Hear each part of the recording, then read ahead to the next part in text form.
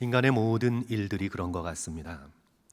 세상적인 기준으로 볼 때 별 의미 없이 보이는 인간의 작은 행동 또는 사건 하나가 결국에는 역사를 뒤바꿔 놓는 엄청난 영향을 미치는 요인이 됩니다. 예를 들어 우리 성도들께 하나 말씀을 드리면, 우리에게는 당연한 거지 생각하지만 이 굴러가는 바퀴 있잖아요. 바퀴벌레 말고 그냥 바퀴, 굴러가는 바퀴. 이 바퀴의 발명은 정말 중요한 것입니다.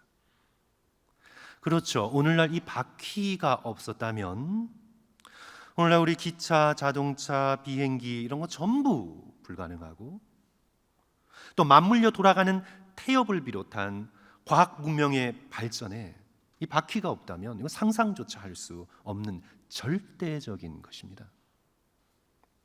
근데 이 고고학의 증거에 따르면 기원전 약 6천년경, 지금부터 그렇게 오래된 것도 아니에요. 약 6천년경 지금의 중동인 메소포타미아 지역에서 바퀴가 발명이 됐는데, 원래는 이게 맷돌, 이렇게 맷돌이었고, 또는 파러리, 그러니까 항아리 같은 거를 만드는 이게 도공이 물레였었는데, 어느 순간 이 맷돌이나 물레를 세우니까, 이게 항상 눕혀 있다가 세우니까 이게 굴러가더란 말이에요. 성도 여러분, 생각해 보십시오. 이 작은 행동 하나, 여태까지 맷돌이나 물레는 그냥 이렇게 눕혀두는 거였는데, 이것을 세우는 이 작은 행동, 이게 대단한 거예요? 이게 별거 아니잖아요. 그런데 이것을 세우는 이 작은 행동 하나가 인간의 역사를 완전히 바꿔버렸습니다. 도무지 감탄을 하지 않으시는데 엄청난 사건입니다, 성도 여러분. 이건 엄청난 사건이에요. 이 작은 행동, 이 눕혔던 이 물레나 이걸 세우는 행동 하나, 그래서 이게 굴러가는 행동 하나, 이것이 인간의 눈에 보기에는 정말 작은 행동이지만 그 행동은 수천 년, 수만 년을 들었다 놓는 엄청난 행동이 된 거예요. 그렇죠. 놀랍습니다. 우리 예수 그리스도의 십자가의 복음도 그런 식으로 설명이 가능한데, 뛰어난 신약학자인 톰 라이트가 복음을 설명할 때 즐겨 사용했던 비유입니다. 기원전 49년 고을 지방을 정복했던 로마의 장군 줄리어스 시저가 주사위는 던져졌다라고 말하면서 루비콘 강을 건너갑니다. 그게 대수입니까? 루비콘 강은 아주 작은 강이에요. 대단한 강이 아니에요. 건기 때에는 좁은 곳은 그냥 몇 발짝만 애들이 놀다가 왔다 갔다 해도 건널 수 있는 그런 강이에요. 그런데 그 시저의 몇 걸음이, 그 몇 걸음이 대단합니까? 우리도 걸어갈 수 있죠. 그런데 시저의 그 몇 걸음이 로마 역사 전체를 뒤흔들어 버렸습니다. 아니, 세계 역사 전체를 바꿔버렸습니다. 인간의 눈으로 볼 때는 몇 걸음입니다. 지식이 없고 지식이 없고 어떤 그런 정치적인 의미를 잘 모르는 사람들의 눈에는 몇 걸음밖에 되지 않아요. 별것 아니에요. 그러나 그것은 세계사를 뒤흔드는 엄청난 사건이 되죠. 예수 그리스도의 십자가의 사건이 바로 그런 것입니다. 세상의 관점에서 보면, 믿음 없는 눈으로 보면 아무것도 아닙니다. 로마 군인이 처형한 사람들이 나사렛 예수님 한 분입니까? 수많은 사람들을 반역자로 십자가에 못 박아 처벌해 왔습니다.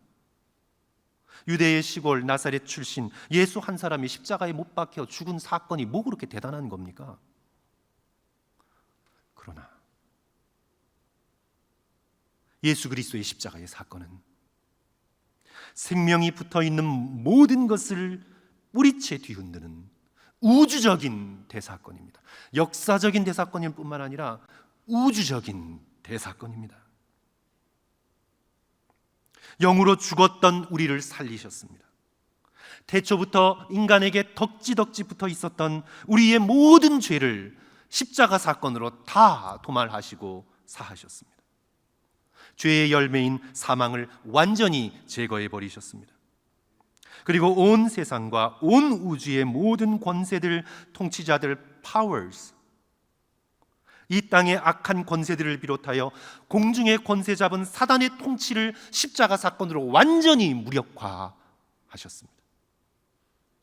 그것이 바로 오늘 저와 여러분이 함께 읽은 13절, 14절, 15절의 승리의 선언이죠. 또 범죄와 육체의 무할례로 죽었던 너희를 하나님이 그와 함께 살리시고 우리의 모든 죄를 사하시고 우리를 거스르는 불리하게 하는 법조문으로 쓴 증거를 지우시고 제하여 버리사 십자가에 못 박으시고 통치자들과 권세들을 무력화하여 드러내어 구경거리로 삼으시고 로마 제국의 눈으로는, 믿음 없는 자의 눈으로는 아무것도 아닌 십자가로 인해 어떻게 하셨습니까? 그들을 이기셨습니다. 온 우주가 뒤집어졌습니다. 인간의 눈으로는 별것 아닌 로마 식민지 출신 목수 한 남자의 죽음이 온 우주를 격변으로 몰아넣는 대사건이 되었습니다. 성도 여러분, 우리 인생도 마찬가지입니다. 우리 인생은 대단하게 눈에 띄는 큰 사건들이 우리 인생을 이어갈 것 같죠. 그러나 성도 여러분, 사실은 그렇지 않아요.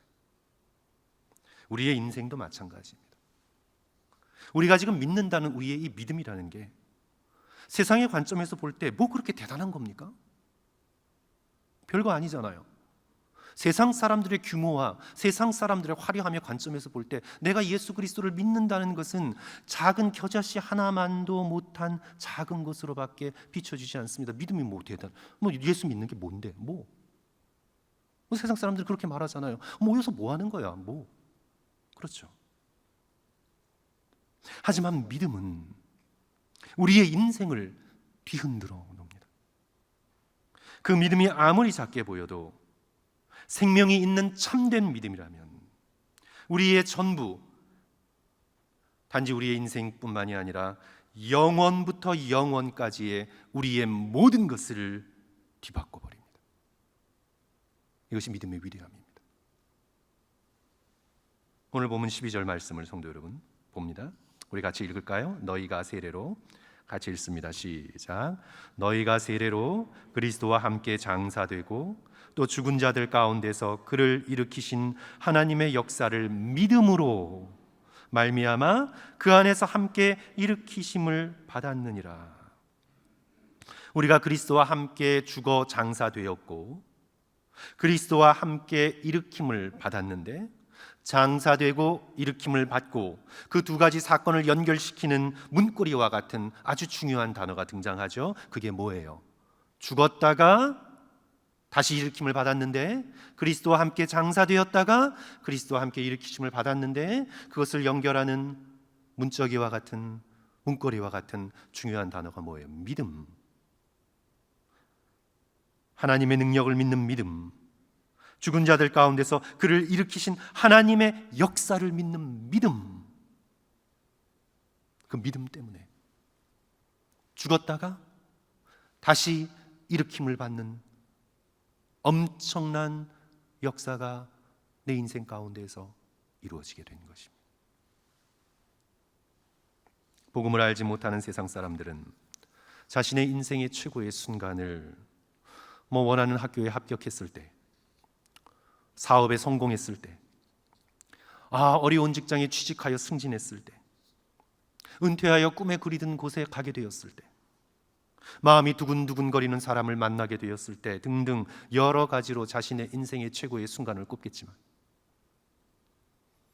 하지만 구원받은 우리는 우리 인생의 최고의 순간, 영원에서 영원을 가로질러 나의 운명을 완전히 뒤바꿔 버렸던 최고의 순간은 성도 여러분, 믿게 된 순간입니다.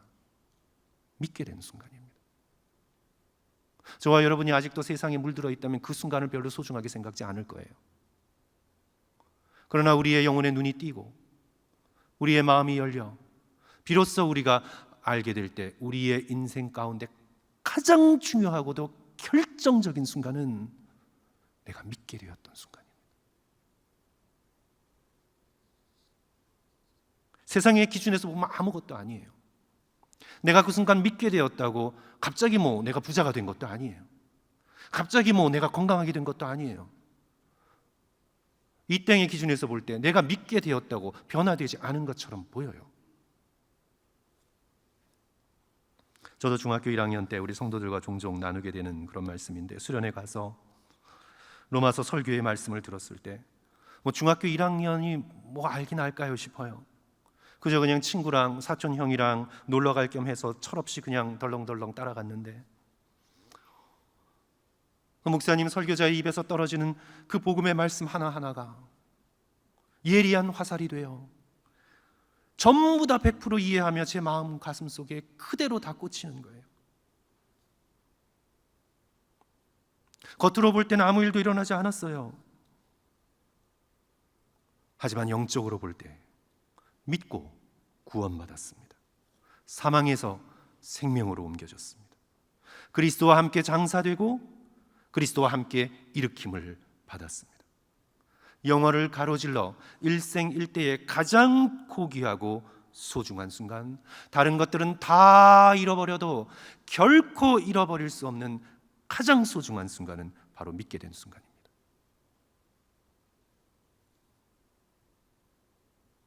지금까지의 설교를 정리하면, 오래 말씀드리지 않았지만 그래도 정리하고 나가야 돼요.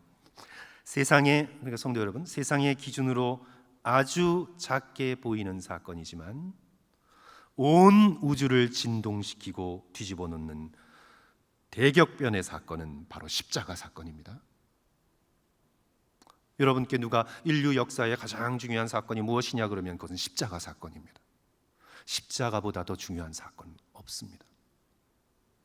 그리고 여러분의 인생에서 이제 우주에서 내 인생으로 돌아와 내 인생에서 영혼을 가로질렀던 가장 중요한 사건은 그 사업처를 샀을 때, 자녀를 낳았을 때, 사랑하는 아내를 만났을 때, 그것도 아닙니다. 아니에요, 성도 여러분. 그런 거 아니에요. 내 인생을 봤을 때 정말 가장 소중하고 가장 중요한 순간은 어느 순간이라고요? 예수 그리스도를 믿게 된 순간입니다. 이건 정리하고 넘어가야 합니다. 우리의 그 작은 믿음을 통해 하늘 보좌를 버리시고 십자가의 자리까지 내려오신 예수 그리스도와 우리는 연합하게 됩니다. 믿음을 통해, 믿음은 접착제예요. 연합하게 됩니다. 믿음을 통해 하늘의 보좌를 버리시고 이 땅까지 낮아지셔서 십자가의 자리까지 내려오신 예수 그리스도와 나는 연합을 하게 됩니다. 그래서 결론은 믿음은 그리스도와 연합하는 것입니다. 그걸 기억하셔야 돼요. 믿음은 단지 내가 교리 몇 개만 지식적으로 믿는 것, 동의하는 것이 아니라, 믿음은 우리를 만나기 위해서 하늘 보좌를 버리시고 인간이 되시고 십자가의 자리까지 낮아지신 예수 그리스도와 연합하는 것입니다. 이 우주를 뒤흔든 가장 중요한 사건인 십자가의 사건 앞에 서서 연합하는 것입니다. 그래서 오늘 본문 보시면 사도 바울께서 서신서 전체를 통해서 그토록 자주 사용하고 강조하고 있는 것이 그 안에, 그리스도 안에 연합했어요. 그러니까 그 안에 들어가 있습니다. 이 표현이 반복되어 나오죠. 믿음으로 그리스도와 연합하면 이제 가까이서 주님과 손잡고 걸어가는 정도가 아니에요. 아예 예수님 안에 들어가 있어요. 이제 분리가 불가능해요. 옆에 손잡고 가면 손은 놓칠 수 있잖아요. 하지만 그리스도 안으로 들어갔어요. 그 안에 있어요. 그리스도와 연합한 상태로 있어요. 예수님께서 토해내지 않는 이상 우리는 벗어날 수가 없어요. 그 안에 그리스도와 함께 연합해 있어요. 9절 10절, 그 안에는 신성의 모든 충만이 육체로 거하시고 너희도 그 안에서, 그 옆에서가 아니라 그 안에서 플레토라, 충만해졌으니. 성육신 하신 예수 안에 하나님의 신성이 아무 모자람 없이 충만하게 있습니다. 그래서 그 신성에 충만한 예수 그리스도 안에 연합한 우리도 그리스도의 충만하심으로 충만해집니다. 세상의 충만함으로 충만해지는 것이 아니라 그리스도의 충만하심으로 예수 그리스도와 연합하여 우리도 충만해집니다. 11절 또 그 안에라는 표현이 나오죠. 또 그 안에서 너희가 손으로 하지 아니한 뭘 받았어요? 할례를 받았으니 곧 육의 몸을 벗는 것이요 즉 그리스도의 할례니라.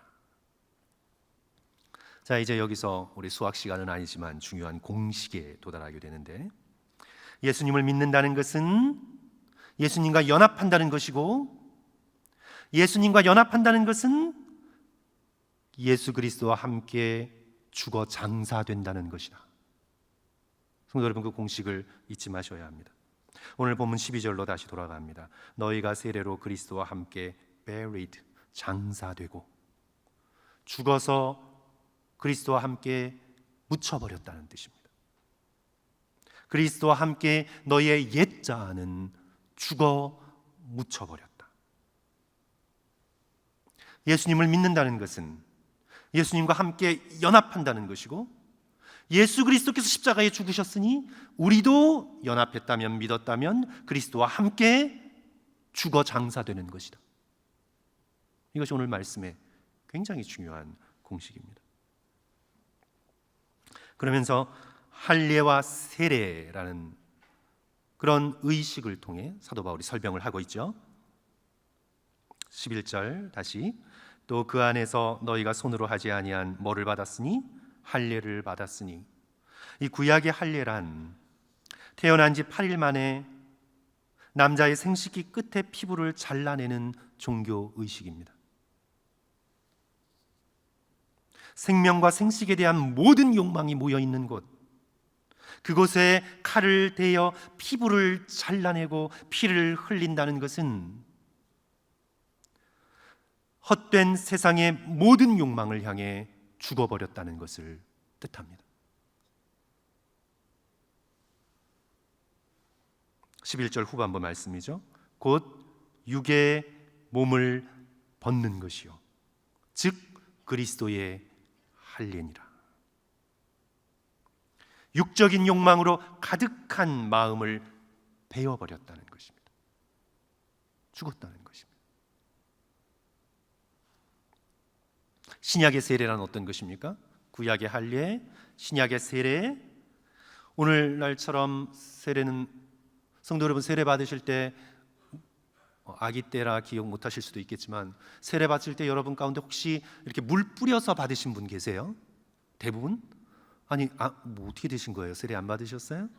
그러면 혹시 우리 가운데 물에 침례교회에서 오신 분이 혹시 계시면 이렇게 물에 담궈져서 침례라고 한 거 받으신 분 계세요? 설교 시간에 이렇게 손들라 그러니까 되게 이상해요. 근데 성도 여러분, 원래 성경적인 세례는 예수 그리스도께서도 요단강가에서 물에 들어가셨듯이 덩크, 잠기는 것이에요. 물을 뿌리는 것이 아니라 잠기는 것입니다. 무슨 의미인가요? 물에 오래 담가두면, 꺼내지 않으면 죽어요. 물에 오래 담가두면 죽습니다. 나의 옛 자아가 예수 그리스도의 생명의 물에서 죽어버렸다는 것입니다. 할례도 그렇고 세례도 그렇고 강조하고 있는 것은 죽음입니다. 죽어야만 새롭게 태어나기 때문에, 죽지 않으면 날 수 없기 때문에 생명의 비밀이죠.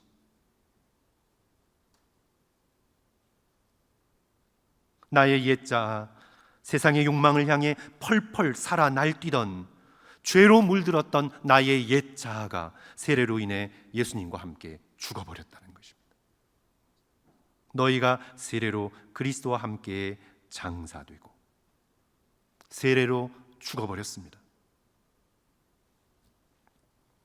다시 성도 여러분, 돌아갑니다. 믿는다는 건 예수 그리스도와 연합한다는 것이고, 그리스도와 연합한다는 건 그리스도와 함께 죽어 장사되어 버린 것입니다. 제가 언젠가 광주의 성자로 일컬어지는 오방 최흥종 목사님의 이야기를 드린 적이 있었습니다. 그분의 나이 55세 되던 해, 1935년 3월 17일, 그는 친척과 친구들에게 사망 통지서를 보냅니다.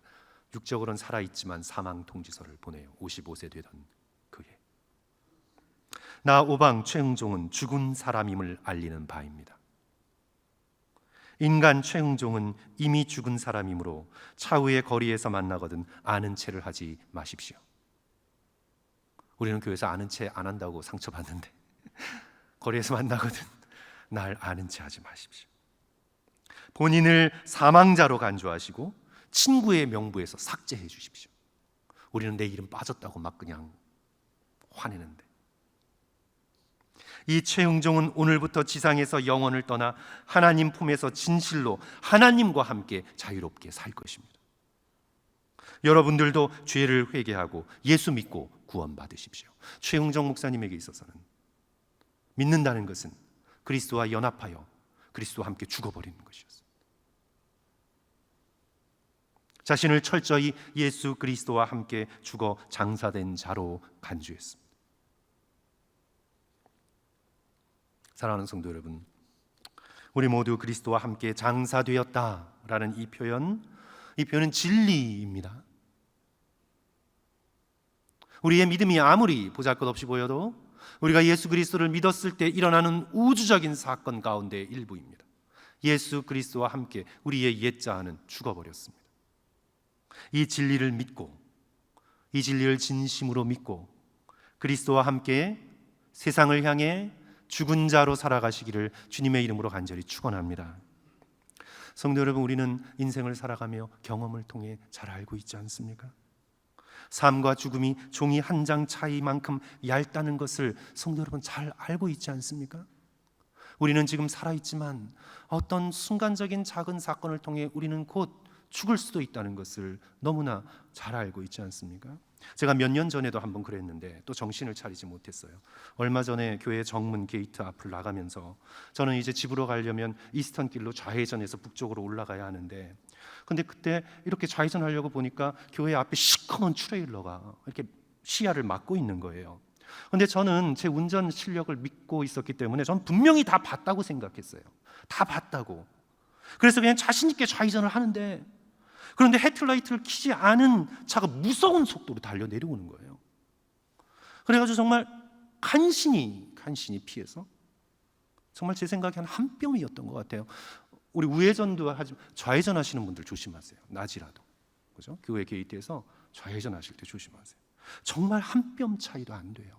제가 과장을 하나요? 한 뼘 차이인 것 같아요. 그러면서 제 생각에 내가 오늘 밤 죽었을 수도 있구나. 그 정도 속도면 오늘 밤 내가 죽었을 수도 있구나. 우리의 심장 몇 박동 뛰지 않으면, 우리의 코에 호흡 몇 번 하지 못하면 우리는 죽는 것입니다. 삶과 죽음 사이가 thin ice, 얼음처럼 얇아요. 사랑하는 성도 여러분, 내가 오늘 죽었다 생각하십시오. 내가 오늘 죽었다 생각하시고 나머지 삶을 덤으로 사시고 나머지 삶을 은혜로 사시고, 그래서 덤으로 은혜로 얻었으니 항상 감사하고 기뻐하고, 내가 더 이상 볼 수 없는 아내와 남편을 눈뜨고 보게 되었으니 항상 축복하고, 나머지의 삶을 덤으로 은혜로 담대하고 자유롭게 그리스도와 함께 살아가십시오.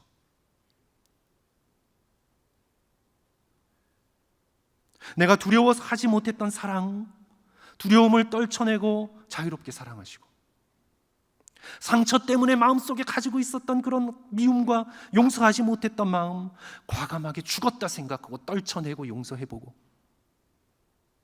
미래의 걱정 때문에 나의 미래의 걱정 때문에 나는 어떻게 먹고 사나 하지, 그래서 내가 나누지 못했던 선한 일 줄 알고도 나누지 못했던 우리의 그런 계산하는 마음, 나는 이미 죽었다 생각하고 넉넉하게 나누시고, 항상 비교하고 계산하며 따지며 했던 섬김, 나는 이미 죽어버렸다 생각하고 힘주시는 대로 기꺼이 섬기고, 그리스도와 함께 이미 죽은 자로 나는 이미 그리스도께서 십자가에 못 박히셨을 때 죽었다. 교통사고 때, 그런 사고 때 죽어버렸다 생각하는 게 아니라 이미 죽었다. 그리스도를 믿는 순간 나는 그리스도와 연합하여 나의 옛자는 십자가에서 이미 죽어버렸다. 거짓과 교만과 걱정과 두려움을 다 버리고 예수 그리스도와 함께 세상에 대하여 죽은 자요 하나님을 향하여는 생생하게 살아있는 자로 살아갈 수 있는 저와 여러분이 되어야 되겠습니다. 이것이 로마서 6장 10절과 12절의 대선언이죠. 그가 죽으심은 죄에 대하여 단번에 죽으시며 그가 살아계심은 하나님에 대하여 살아계심이니 이와 같이 너희도, 우리도 그리스도와 연합했으니까 너희 자신을 죄에 대하여 죽은 자요 그리스도 예수 안에서 하나님을 대하여는 살아있는 자로 여길지어다. 그렇죠? 놀라운 말씀입니다.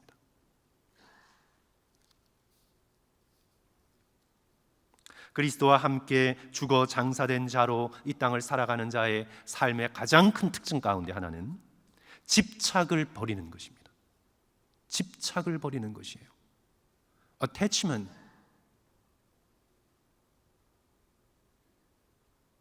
내가 머리로만 믿고 그리스도와 연합하지 않고 이미 자신의 옛자를 죽어버리지 않은 사람들은요, 이 집착을 떨쳐내지 못해요. 집착이란 어떤 사람이나 어떤 물건이 없으면 내가 행복할 수 없다는 그릇된 신념으로 그 대상에게 탁 달라붙어 있는 마음 상태예요. 그게 뭐 자녀이든지 뭐 돈이든지 뭐 내가 떨쳐내지 못하는 죄된 쾌락이든지 뭐 성적인 환상이든지 어떤 사람이나 어떤 물건, 어떤 대상이 없으면 나는 행복해질 수 없다는 그릇된 신념으로 그 대상에 아예 마음이 탁 갖다 붙어 있는 거예요. 사랑하는 성도 여러분, 오늘 세상을 살아가며 하루를 살아가며 여러분의 마음이 달라붙어 있는 집착의 대상은 어떤 것입니까? 여러분은 자유로우십니까? 나의 옛자는 죽어버렸습니까? 우리는 세상에 대해서 집착하면 attach 돼 있으면 자유롭게 그리스도께로 갈 수 없어요. 그리스도와 연합할 수 없습니다. 뭐 다시 말씀드리기도 쑥스러운 그런 비유인데 우리 덴마크 철학자, 제가 좋아하는 덴마크 철학자 키에르케고르가 말해서 잘 알려진 비유입니다. 겨울을 피해 남쪽으로 가던 철새들이 어느 농부밭에 내려 옥수수를 마음껏 뜯어 먹었습니다. 다음 날 아침 다 날아가 버렸는데 한 마리 철새만 남았어요. 필요를 채웠으면 가야 돼요. 필요가 채워졌으면 가야 돼요. 우리가 이 땅에서의 필요가 채워졌거든 하늘을 바라봐야 돼요. 우리에게 배고픔과 입는 것이 해결되었거든 우리는 우리가 가야 할 예수 그리스도 하나님 영원한 나라 천국으로 눈을 향해야 돼요. 그쪽으로 날아가는 연습을 해야 돼요. 그런데 한 마리 이 철새는 가야 되는데 야, 옥수수가 너무 맛있어요. 하루만 더 있자. 내일 가자. 그 다음 날도 하루만 더 있자. 내일 가자. 그 다음 날도 하루만 더 있자. 내일 가자. 내일은 영원히 내일이니까. 어느 날 찬바람이 무섭게 불기 시작합니다. 이 철새는 이제 정말 날아가야 되겠다 하고 날개를 쑥 펴봤는데 뚱뚱해져서 날 수가 없어요. 몸이 무거워서 날아갈 수가 없어요.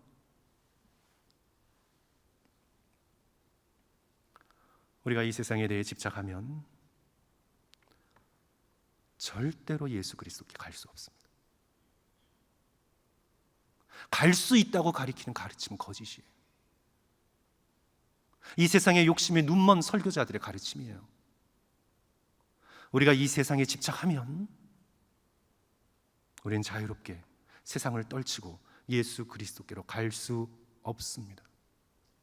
없어요. 우리가 집착하면 천국을 향해 날아갈 수 없습니다. 우리는 예수 그리스도를 믿고 그리스도와 함께 연합하여 세상 욕심에 대한 집착을 떨치고 그리스도와 함께 죽은 자로 나머지의 인생을 살아가야 합니다.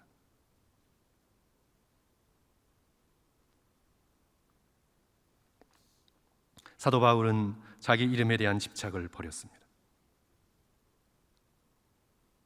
너희에게나 다른 사람에게나 판단받는 것은 내게 매우 작은 일이라. 나도 나를 판단하지 아니하노라. 자기의 이름을 어떻게 판단하나? 남이 어떻게 얘기하나? 남이 어떻게 나를 평가하나? 그는 자기 이름에 대한 집착을 과감하게 버렸습니다. 그는 세상 학문에 대한 집착도 버렸습니다.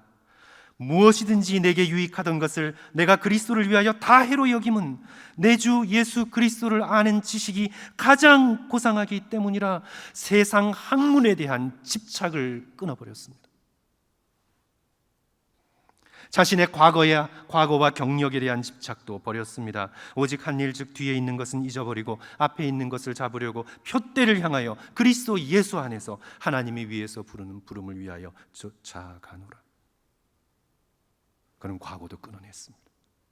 과거의 성공, 과거의 실패, 자신을 묶고 있던 과거의 교만의 끈, 과거의 실패의 끈 다 끊어버렸습니다. 더 나아가 그는 삶에 대한 집착도 버렸습니다. 우리가 살펴본 것처럼 내게 사는 것은 그리스도니 죽는 것도 유익합니다. 헛된 세상과 죄된 욕망과 거짓된 옛 자아에 대한 집착을 버리고 그는 믿음으로 예수 그리스도와 연합하여 그리스도와 함께 죽어 장사되었기에 이제 그리스도와 함께 일어날 것이고 그리스도와 함께 하늘 보좌에 앉을 것이고 그리스도와 함께 영원히 주의 백성으로 살아갈 것입니다. 그는 이미 이 땅을 살아가면서 그리스도와 함께 죽어버렸으므로 예수 그리스도 안에서 자유롭게 하나님을 사랑하고 그리스도께 자유롭게 충성하고 믿음의 백성을 온 마음을 다해 섬겼습니다. 사랑하는 성도 여러분, 예수 그리스도 안에 신성의 충만함이 있으니 세상에는 충만함이 없습니다. 오직 그리스도 안에서만 신성의 충만함이 있으니 우리도 그 안에서 충만하게 될 것을 믿고 또 믿으며 세상 욕심과 거짓된 옛자에 대한 집착을 떨치고 그리스도와 함께 죽어서 장사된 자로 여기며 다시 살리시는 부활의 능력으로 자유롭게 사랑하고 자유롭게 섬기고 주께서 부르시면 자유롭게 오늘이라도 천국을 향해 떠나갈 수 있는 저와 성도들 되시기를 주님의 이름으로 간절히 축원합니다.